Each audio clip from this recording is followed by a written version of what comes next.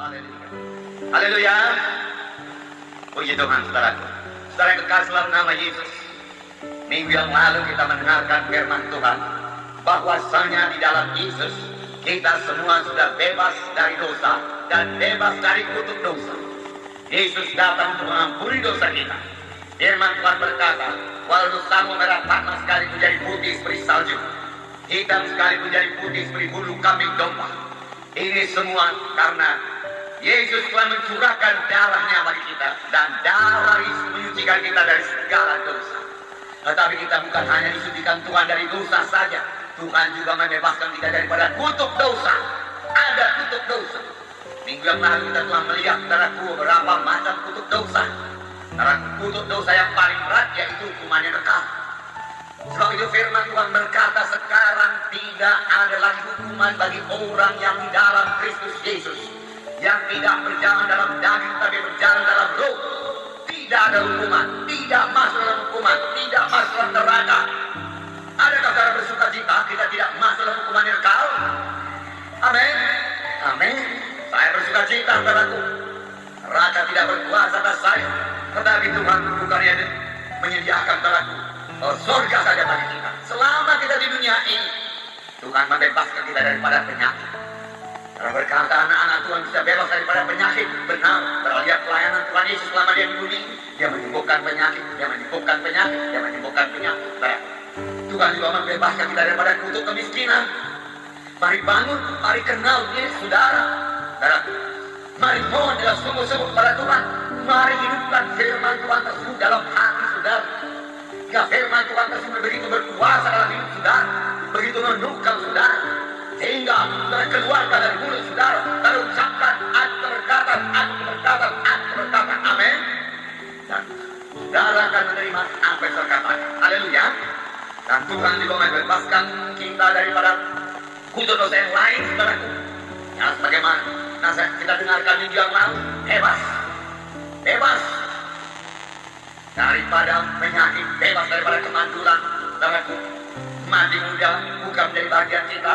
Tapi firman Tuhan berkata, aku memuaskan kamu dengan umur yang panjang, umur yang tinggi. Haleluya. Saudara yang kekasih dalam nama Yesus, saya sambung firman Tuhan pada hari ini. Ini semua terjadi, saudaraku. Kita boleh hidup yang berkemenangan karena Yesus di dalam kita, Yesus dalam saudara, Yesus dalam saya. Itu sebabnya kita semua lebih daripada pemenang-pemenang. Memang dari mula Tuhan menghendaki dalam kita ini lebih daripada pemenang-pemenang. Tuhan menciptakan manusia itu untuk menang, bukan untuk kalah. Tuhan menciptakan manusia untuk menguasai bumi ini dan segenap isinya, bukan supaya dikuasai dunia ini. Kita yang menguasai. Kita lah umat pemenang. Saudara lah umat pemenang. Karena Yesus dalam saudara, karena Roh Kudus dalam saudara, karena Yesus dalam saudara, karena Roh Kudus dalam saudara. Roh Kudus berkuasa, Yesus berkuasa, yaitu membawa saudara kepada kemenangan.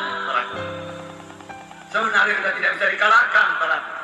Roma 8 ayat 37 berkata, saya membacakan sebentar kepada saudara. Roma 8 ayat 37. Di sini dikatakan, tetapi dalam semuanya itu kita lebih daripada orang-orang yang menang, karena Dia telah mengasihi kita. Kita lebih daripada orang-orang yang menang. Menang saja sudah syukur. Tetapi Tuhan menjanjikan kepada anak-anaknya lebih daripada pemenang-pemenang. Ini berlaku bagi setiap anak-anak Tuhan. Dan ini terjadi karena saya tidak sendiri, saudara tidak sendiri. Di dalam saudara ada Yesus yang tidak bisa dikalahkan. Di dalam saudara ada Roh Kudus yang tidak bisa dikalahkan. Karena Roh Kudus berkuasa.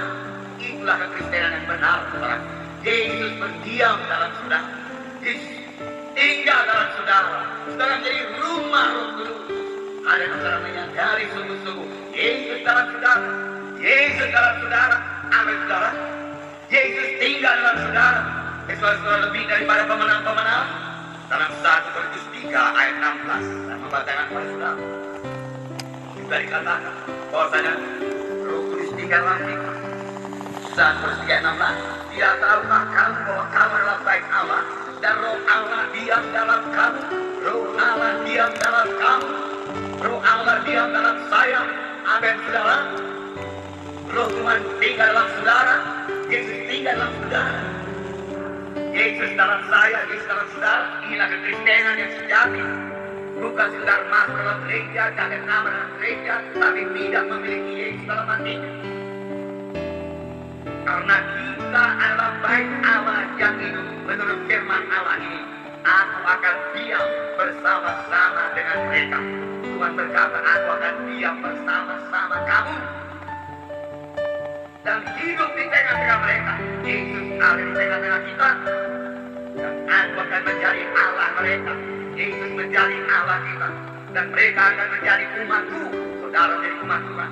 Sebab itu, keluarlah kamu dari antara mereka dan pisahkanlah dirimu dari mereka, firman Tuhan, dan janganlah menjauh apa yang najis, maka aku akan menerima kamu, dan aku akan menjadi bapamu, dan kamu akan menjadi anak-anakku laki-laki dan anak-anakku perempuan. Demikianlah firman Tuhan yang Maha Kuasa. Tuhan mau menjelaskan lagi betapa eratnya persekutuan kita dengan Dia, sehingga firman Tuhan ini berkata, aku akan tinggal dalam kamu, aku bersama-sama dengan kamu. Kamu adalah bait Allah. Karena aku dalam kamu, janganlah kamu itu bergabung dengan penyembahan berhala. Tuhan berkata, karena apakah persekutuan antara terang dengan gelap? Kamu adalah terang, keluarlah daripada kegelapan, pisahkan dirimu, maka aku akan menyambut kamu, dan kamu akan menjadi anakku laki-laki, anakku perempuan. Demikianlah firman Tuhan yang Maha Kuasa. Allah kita itu Maha Kuasa, tidak ada perkara yang mustahil kepadanya. Itu sebabnya saudaraku, kita bersukacita, kita bersyukur. Amin, saudara. Haleluya. Jadi yang pertama sekali, saudaraku, biar kita sadari sungguh-sungguh bahwasanya Yesus dalam kita, Roh Kudus dalam kita. Sama itu, saudaraku. Tuhan Yesus berkata, adalah berguna bagi kamu kalau aku pergi ke surga. Karena kalau aku tidak pergi, penolong tidak datang kepadamu. Tetapi kalau aku pergi, dia datang kepadamu, dan dia akan tinggal selama-lamanya bersama-sama dengan kamu. Dan Roh Kudus akan memimpin kamu pada segala kebenaran. Itu sebabnya saudara bisa berdoa. Amin. Karena Roh Kudus di dalam saudara. Itu sebabnya saudara rindu berdoa. Itu sebabnya doa saudara bersekutu dengan Tuhan. Karena Roh Kudus yang berdoa di dalam saudara. Oleh sebab itu, sama bagaimana firman Tuhan 2 minggu yang lalu, jagalah persekutuan saudara dengan Roh Kudus. Rasakan selalu kehadiran Roh Kudus di dalam saudara. Oh, dengarkan suara Roh Kudus, saudara. Berkata-kata dengan Roh Kudus, saudara. Roh Kudus akan berkata-kata kepada saudara. Jangan biarkan seluruh persoalan hidup di dunia ini meliputi saudara, atau menekan saudara, atau membuat saudara khawatir, saudara. Dan atau membuat saudara marah. Itu sangat mengganggu persekutuan saudara dengan Tuhan. Jangan biarkan kemarahan saudara menguasai saudara. Jangan. Serahkan saja